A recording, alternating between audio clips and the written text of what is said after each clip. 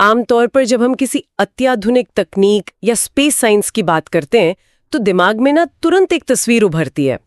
सफेद lab coat और विशाल control rooms वाली तस्वीर, राइट? बिल्कुल। चलिए इस पूरी जानकारी को थोड़ा डिकोड करते हैं।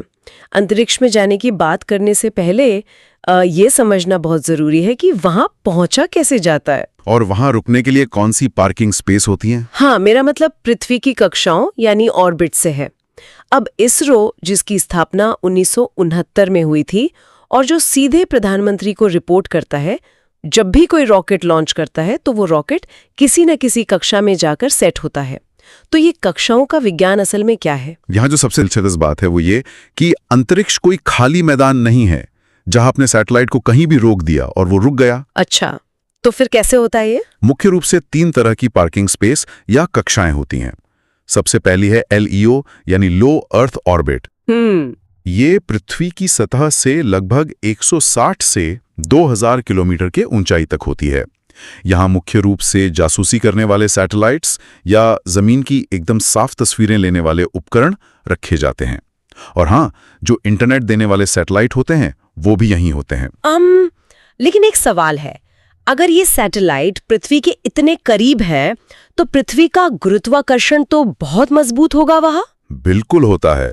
तो फिर ये गुरुत्वाकर्षण की वजह से वापस जमीन पर क्यों नहीं गिर जाते? यही तो भौतिकी का सबसे दिलचस्प खेल है।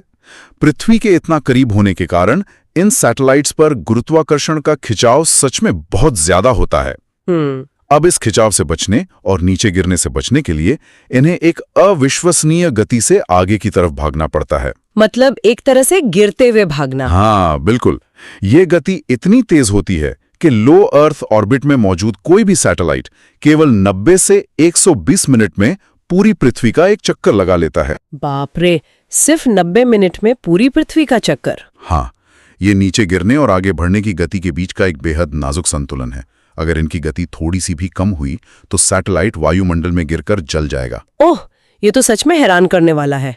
खैर, इसके ऊपर आती है MEO यानी मीडियम अर्थ ऑर्बिट, जो लगभग 36,000 किलोमीटर तक जाती है। बिल्कुल, जहां नेविगेशन वाले सैटेलाइट काम करते हैं। हाँ, और ठीक 36,000 किलोमीटर की ऊंचाई पर भूमध्य रेखा के ऊपर जियोस्टेशनरी ऑर्बिट या GEO स्थित है। इसके बारे में कहा जाता है कि यहाँ सैटेलाइट पृथ्वी के घूमने की गति के ठीक बराबर गति से घूमता है। एकदम सही। मतलब अगर आप जमीन से उसे देखेंगे तो वो हमेशा एक ही जगह रुका हुआ प्रतीत होगा। ओह, शायद इसलिए हमारे घरों में जो डिश टीवी की छतरी लगी होती है उसे बार बार घुमाना नहीं पड़ता, वो एक ही दिशा में सेट रहती है। बिल्कुल सटीक उदाहरण दिया आपने। ये स्थिरता संचार और मौसम की निगरानी के लिए सबसे बड़ी जरूरत है। सोचिए, अगर जियो स्टेशनरी कक्षा का सैटेलाइट अपनी जगह से थोड़ा भी भटक जाए तो हमारा पूरा संचार नेटवर्क रातों रात ठप हो सकता है। ओह, भयानक। अब जरा उन गाड़ियों की बात करते हैं जो इन सैटेलाइट्स को वहां तक ले जाती हैं। मेरा मतलब है लॉन्च व्हीकल या रॉकेट्स की। इन्हें हम कारों के एक बेड़े की तरह देख सकते हैं। हाँ, ये एनालॉजी काफी अच्छी है ना? जैसे अगर सिर्फ 2 सवारी को जल्दी से पास के बाजार तक छोड़ना है तो एक छोटी ऑल्टो कार सबसे सही रहती है।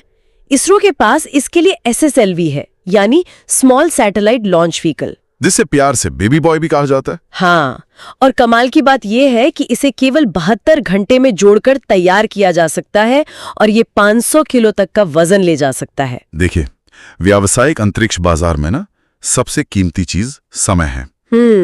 एक ऐसा रॉकेट जिसे तैयार करने में महीनों के बजाय सिर्फ कुछ दिन लगे, वो छोटे सैटेलाइट्स के बाजार में एक बहुत बड़ा गेम चेंजर साबित होता है। बिल्कुल, लेकिन जब पूरे संयुक्त परिवार को एक साथ पहाड़ों की यात्रा पे ले जाना हो तो ऑल्टो से काम नहीं चलता, तब एक भारी SUV की जरूरत पड़ती है। हाँ, और इसरो के बेड़े में ये SUV वाला काम LVM-3 निभाता है, जिसे हम बाहुबली रॉकेट कहते हैं। एकदम सही नाम है उसका।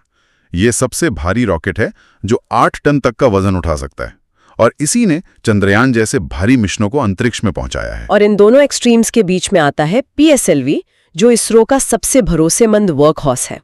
और फिर है GSLV, जिसे शुरुआत में बार बार फेल होने के कारण नॉटी बॉय कहा जाता था। हाँ, लेकिन अब वो सुधरकर स्मार्ट बॉय बन गया। तो ये नॉटी बॉय से स्मार्ट बॉय बनने का सफर कैसा रहा? ये सफर असल में क्रायोजेनिक इंजन की महारत हासिल करने की कहानी है। क्रायोजेनिक इंजन में ईंधन के रूप में लिक्विड हाइड्रोजन और लिक्विड ऑक्सीजन का इस्तेमाल होता है।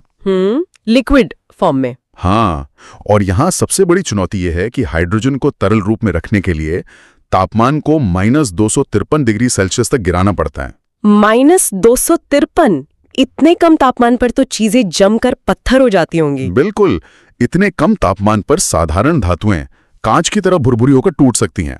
जब रूस ने अंतर्राष्ट्रीय दबाव में आकर भारत को यह क्रायोजेनिक तकनीक देने से मना कर दिया था, तो इसरो के वैज्ञानिकों ने खुद का इंजन विकसित करने की ठानी। ओह, ये तो बहुत बड़ा रिस्क रहा होगा। बहुत बड़ा, लेकिन उन्होंने कर दिखाया। ये केवल एक इंजन नहीं था, बल्कि क्रायोजेनिक तापमान पर धातुओं के व्यवहार को समझने की एक बहुत बड़ी वैज्ञानिक जीत थी। क्या बात है। जब इन रॉकेट्स की क्षमता हमें समझ में आती है तो ये देखना और भी रोमांचक हो जाता है कि इन्होंने अंतरिक्ष में भेजा क्या क्या है। मंगलयान का उदाहरण सबसे पहले मेरे जहन में आता है। 2013 में लॉन्च होने के बाद भारत पहले ही प्रयास में मंगल पर पहुंचने वाला दुनिया का पहला देश बन गया था। वो एक ऐतिहासिक पल था।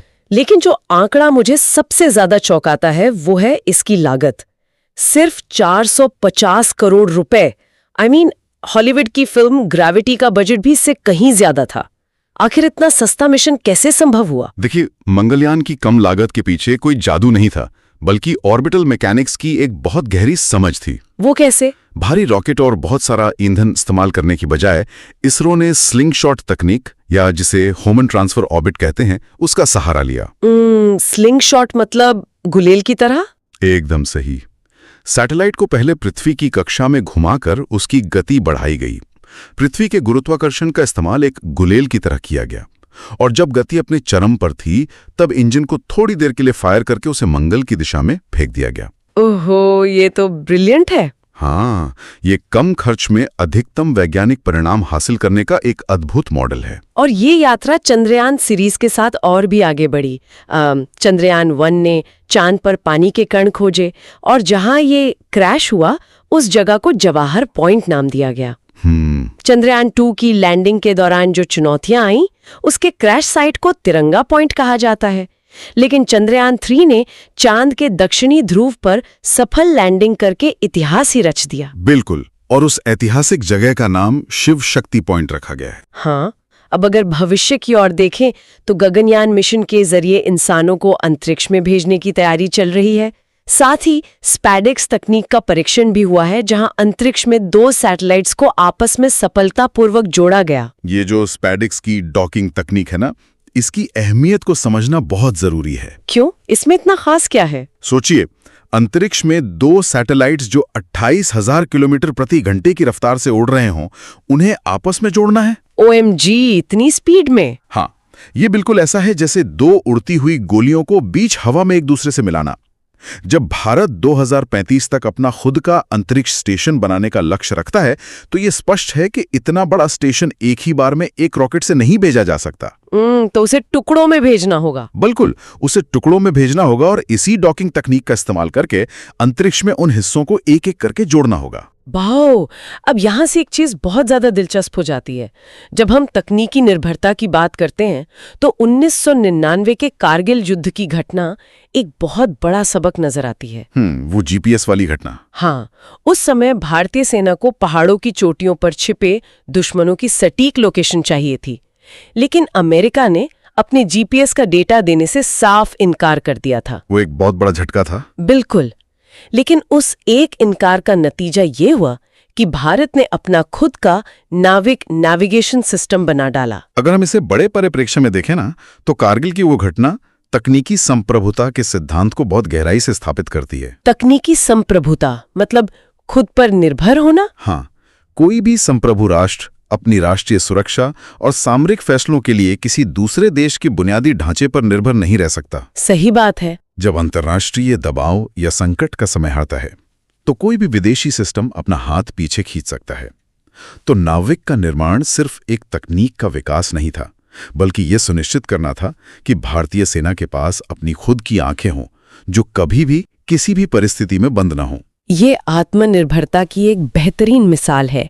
लेकिन यहाँ मेरे मन में एक स्वाभाविक सवाल उठता है। पूछिए। अगर इसरो इतने कम खर्च में इतने सटीक और आत्मनिर्भर तरीके से काम कर रहा है, तो अंतरिक्ष क्षेत्र में इनस्पेस और NSIL जैसी नई एजेंसियों के जरिए निजी कंपनियों को क्यों लाया जा रहा है? क्या इसरो अकेले ये सब नहीं संभाल सकता? ये सवाल अक्सर पूछा जाता है, लेकिन इसके पीछे की जो असली रणनीति है वो है क्षमता विस्तार की। देखिए, इसरो मूल रूप से एक रिसर्च और डेवलपमेंट संगठन है। हाँ, R&D। उसका मुख्य काम ब्रह्मांड के रहस्य सुलझाना है, मंगल, शुक्र या मानव मिशन जैसी जटिल खोजें करना है। लेकिन आज के समय में कमर्शियल सैटेलाइट लॉन्च करना एक बहुत बड़ा कमर्शियल मार्केट बन गया है। तो इसरो कमर्शियल काम क्यों नहीं कर सकता? कर सकता है, लेकिन अगर इसरो के टॉप वैज्ञानिक सिर्फ दूसरे देशों के कमर्शियल सैटेलाइट लॉन्च करने में ही अपना सारा समय बिता देंगे तो वे डीप स्पेस एक्सप्लोरेशन के लिए नई तकनीक कब बनाएंगे? ओह, अब समझे। मतलब रूटीन का काम दूसरों को दे दिया जाए। बिल्कुल, इसीलिए रूटीन लॉन्चिंग का काम निजी क्षेत्र को सौंपा जा रहा है ताकि इसरो अपना फोकस ना खोए। मतलब ये एक तरह का कार्य विभाजन है। ठीक है, सही है। और इसके अलावा निजी क्षेत्र के आने से इनोवेशन की गति बहुत तेज हो जाती है। वो कैसे? उदाहरण के लिए स्टार्टअप स्काई रूट को ही ले लीजिए। उन्होंने भारत का पहला निजी रॉकेट विक्रम एस लॉन्च कर दिया। वहीं अग्निकुल कॉस्मोस ने एक ऐसा रॉकेट इंजन लॉन्च किया जो पूरी तरह से 3D प्रिंटेड था। 3D printed engine? सच में? हाँ, आमतौर पर एक इंजन में हजारों छोटे छोटे पुर्जे होते हैं जिन्हें जोड़ने में महीनों लगते हैं, लेकिन 3D प्रिंटिंग ने उसे एक सिंगल पीस में बदल दिया। इससे निर्माण का समय भी बचा और खराबी की गुंजाइश भी कम हो गई। ये सच में तकनीक का अगला स्तर है। लेकिन जब इतने सारे रॉकेट्स और सैटेलाइट्स लगातार ऊपर भेजे जा रहे हैं, निजी कंपनियां भी आ रही हैं, तो क्या अंतरिक्ष में ट्रैफिक जाम नहीं हो रहा? ये बहुत ही गंभीर चिंता का विषय है। मैंने केस्लर सिंड्रोम नाम की एक सिद्धांत के बारे में पढ़ा था जो काफी खतरनाक लगता है। क्या है ये? केस्लर सिंड्रोम अंतरिक्ष अन्वेषण का सबसे स्याह पहलू है। देखिए, लो अर्थ ऑर्बिट में आज पुराने निष्क्रिय सैटेलाइट्स और रॉकेट्स के हजारों टुकड़े मलबे के रूप में घूम रहे हैं। Space chunk. हाँ, और ये टुकड़े 28,000 किलोमीटर प्रति घंटे की रफ्तार से यात्रा करते हैं। इस गति पर अगर पेंट का एक छोटा सा टुकड़ा भी किसी काम कर रहे सैटेलाइट की खिड़की से टकरा जाए ना, तो क्या होगा? तो वो बंदूक की गोली से भी ज्यादा ऊर्जा पैदा करता है और उसे तबाह कर सकता है। केस्लर सिंड्रोम एक ऐसी चेन रिएक्शन की कल्पना करता है जहां मलबे के दो बड़े टुकड़े आपस में टकराते हैं, जिससे हजारों नए टुकड़े बनते हैं और फिर वो नए टुकड़े दूसरे सैटेलाइट से टकराएंगे। बिल्कुल। ये एक न रुकने वाली चेन रिएक्शन बन जाएगी जो हर चीज को नष्ट कर देगी। इसका मतलब है कि कुछ ही समय में पृथ्वी के चारों ओर मलबे का एक ऐसा अभेद्य आवरण बन जाएगा जिसे पार करना किसी भी नए रॉकेट के लिए असंभव हो जाएगा। एकदम सटीक समझे आप। अगर ये चेन रिएक्शन बेकाबू हो गई तो दशकों तक पृथ्वी से कोई भी नया मिशन लॉन्च नहीं किया जा सकेगा। बाप रे। इसी खतरे को भांपते हुए इसरो नेत्र जैसे प्रोजेक्ट्स चला रहा है जो अंतरिक्ष के मलबे पर रडार और टेलीस्कोप से लगातार नजर रखते हैं ताकि किसी भी टकराव को समय रहते टाला जा सके। शुक्र है कि कुछ तो बचाव किया जा रहा है। अंतरिक्ष में अपनी आंखें स्थापित करने और वहां के खतरों को समझने के बाद मुझे लगता है अब हमें धरती और आसमान की सुरक्षा की ओर रुख करना चाहिए। बिल्कुल, रक्षा प्रौद्योगिकी एक बहुत अहम हिस्सा है। हाँ, रक्षा प्रौद्योगिकी के क्षेत्र में DRDO और डॉक्टर APJ अब्दुल कलाम के integrated guided missile development programme का योगदान तो हम सब जानते ही हैं, जिसे हम IGMDP कहते हैं। बिल्कुल। इसी प्रोग्राम के तहत भारत ने पृथ्वी, अग्नि, त्रिशूल, नाग और आकाश जैसी मिसाइल प्रणालियों का विकास किया था। ये प्रोग्राम भारतीय रक्षा इतिहास का टर्निंग पॉइंट था। इसने भारत को मिसाइल तकनीक में पूरी तरह आत्मनिर्भर बना दिया। लेकिन इन प्रणालियों की असली ताकत को समझने के लिए हमें बैलिस्टिक मिसाइल और क्रूज मिसाइल के बीच के बुनियादी अंतर को समझना बहुत जरूरी है। इसे एक आसान एनालॉजी से समझा जा सकता है। बताइए। बैलिस्टिक मिसाइल कुछ वैसी हैं जैसे पूरी ताकत लगाकर एक भारी पत्थर आसमान में फेंका जाए। वो एक ऊंचे पैराबोलिक रास्ते से पृथ्वी के वायुमंडल के बाहर तक जाता है और फिर गुरुत्वाकर्षण के कारण सीधे अपने लक्ष्य पर बहुत भारी नुकसान के साथ गिरता है। बिल्कुल। अग्नि और पृथ्वी इसी श्रेणी में आती हैं। दूसरी तरफ क्रूज मिसाइल एक रिमोट कंट्रोल कार या ड्रोन की तरह है। हाँ। वो जमीन के बहुत करीब उड़ती है, अपना रास्ता खुद बदल सकती है और नीचे उड़ने के कारण रडार की पकड़ में आसानी से नहीं आती।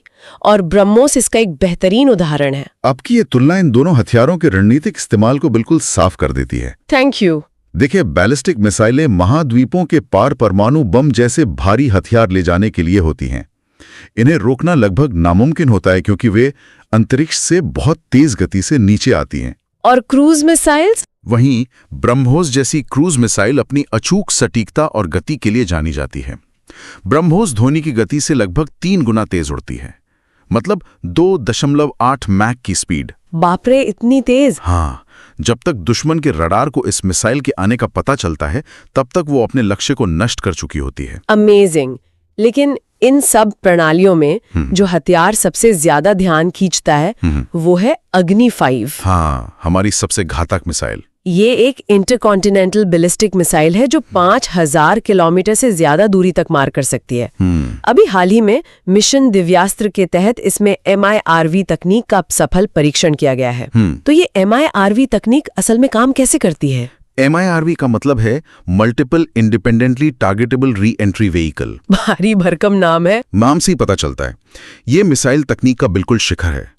आमतौर पर एक बैलिस्टिक मिसाइल के सिरे पर एक ही वॉरहेड या बम होता है। ठीक है। लेकिन MIRV तकनीक में जब अग्नि 5 अंतरिक्ष की सीमा पर पहुंचकर वापस वायुमंडल में प्रवेश करने लगती है, तो उसका सिरा खुल जाता है और फिर अंदर से एक की बजाय कई अलग अलग वॉरहेड निकलते हैं। और सबसे खास बात यह है कि इनमें से हर एक वॉरहेड को सैकड़ों किलोमीटर दूर स्थित अलग अलग लक्ष्यों पर गिरने के लिए प्रोग्राम किया जा सकता है। मतलब एक तीर से कई निशाने? बिल्कुल। यानी ये तकनीक तो दुश्मन के एयर डिफेंस सिस्टम के लिए एक बहुत बड़ा दुस्वप्न होगी। निश्चित तौर पर दुश्मन का कोई भी एंटी मिसाइल सिस्टम आसमान से एक साथ अलग अलग दिशाओं में गिरते हुए कई परमाणु वॉरहेड्स को एक ही समय में ट्रैक और नष्ट कर ही नहीं सकता। ये तो इम्पॉसिबल है। हाँ, और यही चीज भारत की न्यूनतम विश्वसनीय प्रतिरोधक क्षमता को अजेय बना देती है। और अगर दुश्मन का एयर डिफेंस सिस्टम रडार के जरिए इन मिसाइलों या हमारे लड़ाकू विमानों को ट्रैक करने की कोशिश करे भी, तो उसके लिए रुद्रम नाम की एक खास मिसाइल मौजूद है। हाँ, रुद्रम बहुत ही स्पेशल है। मैंने सुना है ये एंटी रेडिएशन मिसाइल है जो अपने लक्ष्य को देखने की बजाय सूंघती है। क्या ये सही है? बिल्कुल सही है। रुद्रम की कार्यप्रणाली आधुनिक युद्ध नीति का एक बहुत अहम हिस्सा है। युद्ध में दुश्मन के रडार उसकी आंखें होते हैं। रुद्र मिसाइल हवा में उड़ते हुए ये डिटेक्ट करती है कि दुश्मन का रडार सिग्नल या रेडियो फ्रीक्वेंसी कहां से निकल रही है। वो उसी सिग्नल का पीछा करते हुए सीधे रडार के एंटीना पर जाकर गिरती है। लेकिन अगर दुश्मन चालाकी करे और अपना रडार बंद कर दे तब? यही तो रुद्रम की खूबी है। अगर रडार ऑपरेटर घबराकर अपना रडार बंद भी कर दे, तब भी रुद्रम की मेमोरी में उसकी आखिरी लोकेशन सेव रहती है और वो उसे वहीं जाकर नष्ट कर ही देती है। वाओ! तो इसका मतलब क्या निकाला जाए?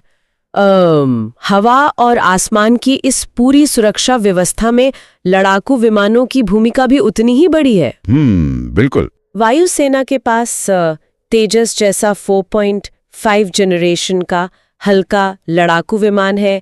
फ्रांस से लिया गया राफेल है जिसमें स्कैल्प और हैमर मिसाइलें लगी हैं, और ऊंचाई वाले युद्ध क्षेत्रों के लिए प्रचंड हेलीकॉप्टर है। सही कहा। लेकिन यहाँ मुझे एक तीखा सवाल पूछना जरूरी लगता है। बिल्कुल, पूछिए। तेजस को पूरी तरह से स्वदेशी कहा जाता है, जो हमारे लिए गर्व की बात है। लेकिन इसमें जो इंजन लगा है वो अमेरिका की GE कंपनी का है।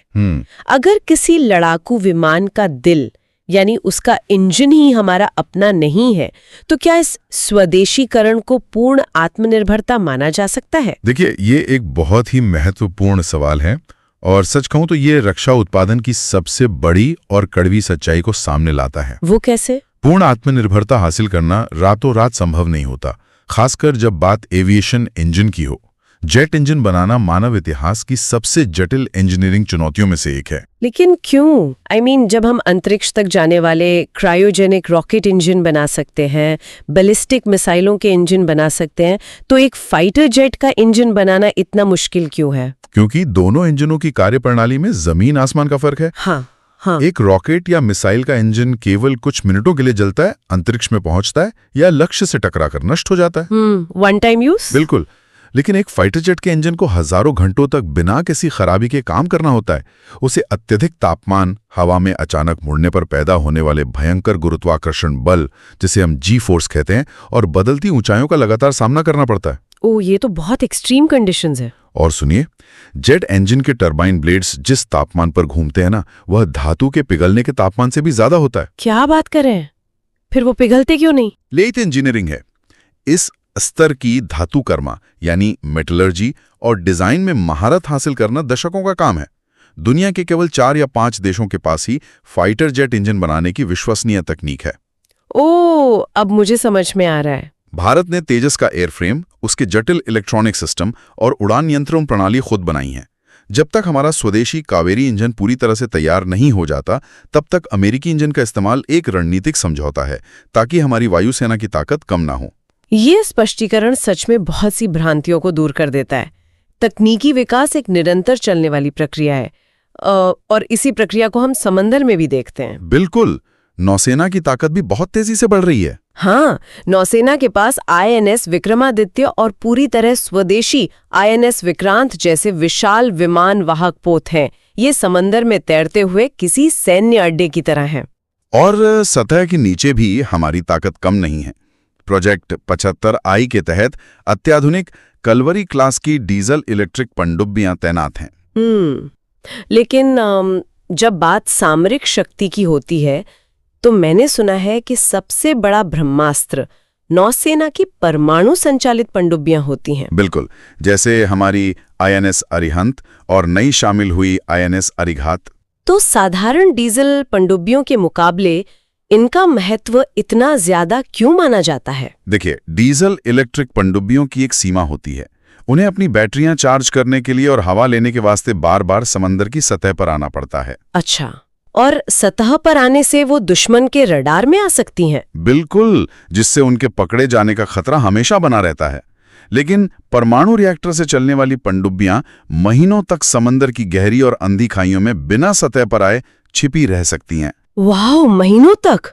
हाँ, सबसे अहम बात यह है कि ये परमाणु हथियारों से लैस होती हैं। ये भारत की सेकंड स्ट्राइक क्षमता की रीढ़ हैं। सेकंड स्ट्राइक क्षमता मतलब अगर हम पर पहले हमला हो जाए तो? एकदम सही। मान लीजिए कि किसी दुश्मन देश ने अचानक हमला करके जमीन पर मौजूद हमारे सारे हवाई अड्डे और मिसाइल बेस नष्ट कर दिए। भगवान न करे ऐसा हो, लेकिन अगर हो गया तो ऐसी स्थिति में समंदर की गहराइयों में सुरक्षित बैठी ये पनडुब्बियां दुश्मन पर विनाशकारी जवाबी हमला करने में पूरी तरह सक्षम होंगी। क्या बात है! इसी क्षमता के कारण कोई भी देश भारत पर परमाणु हमला करने का दुस्साहस नहीं कर सकता। ये पूरा विश्लेषण सच में हमारे विचारों को झकझोरने वाला रहा है। एक साइकिल और लकड़ी की बैलगाड़ी पर सैटेलाइट के पुर्जे ढोने से शुरू हुई इस यात्रा ने आज भारत को उस मुकाम पर पहुंचा दिया है जहां वो चांद के दक्षिणी ध्रुव पर उतर रहा है, अपना खुद का अंतरिक्ष स्टेशन बनाने की तैयारी कर रहा है और समंदर की गहराइयों से लेकर अंतरिक्ष तक अपनी सुरक्षा सुनिश्चित कर रहा है। निस्संदेह ये एक शानदार यात्रा है, लेकिन इसी प्रगति के बीच एक बहुत ही गहरा और गंभीर सवाल भी छुप कर बैठा है। वो क्या? हालिया घटनाक्रमों में मिशन शक्ति का उदाहरण सामने आया था, जहां भारत ने एक एसैट यानी एंटी सैटेलाइट मिसाइल का सफल परीक्षण करते हुए अंतरिक्ष में एक लाइव सैटेलाइट को नष्ट किया था। ये राष्ट्रीय सुरक्षा के लिए एक बहुत बड़ी उपलब्धि थी। हाँ, और भारत ये क्षमता हासिल करने वाला दुनिया का केवल चौथा देश बन गया था। बिल्कुल, लेकिन अगर इस एसैट तकनीक को उस केस्लर सिंड्रोम के साथ जोड़कर देखा जाए तो भविष्य की एक बहुत ही भयावह तस्वीर सामने आती है। कैसे? आज दुनिया के ताकतवर देश धरती, पानी और हवा के साथ साथ अंतरिक्ष में भी अपनी सैन्य क्षमताएं बढ़ा रहे हैं। एंटी सैटेलाइट हथियारों की ये होड़ ये सोचने पर मजबूर करती है कि क्या भविष्य का सबसे बड़ा और सबसे विनाशकारी युद्ध धरती पर नहीं बल्कि हमारे सिर के ऊपर लो अर्थ ऑर्बिट में लड़ा जाएगा।